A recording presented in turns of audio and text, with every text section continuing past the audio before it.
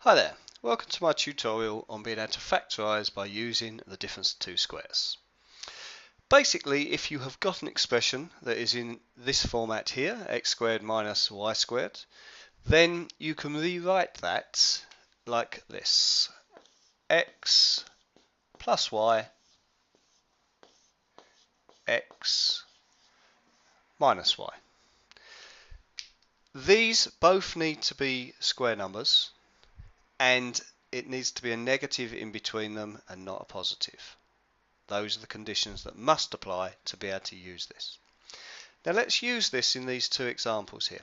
We're going to factorise example 1 and example 2. So just have a look at what you've got. You've got your two terms there. Are they both square numbers? Yes, they are.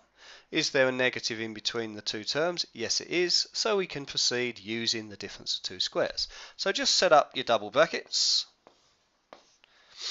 And in the first one, we find the square root of 4a squared, which is 2a. And we find the square root of 36, which is 6. And we write 2a plus 6 in the first one and 2a minus 6 in the second one. Just as confirmation, I'm just going to show you what happens if we multiply this out. We should get back to that. Let's just check that we do. 2a times 2a gives me 4a squared. 2a times minus 6 is minus 12a.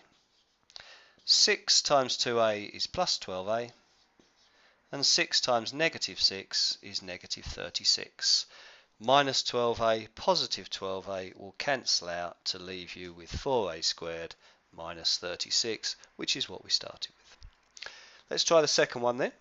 Just check to make sure that they are both square numbers. They are. Check to make sure there's a negative in between the two terms. There is. So proceed as we did on the first one.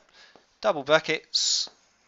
Find the square root of 9x squared, which is 3x. Find the square root of 4y squared, which is 2y, and add them together.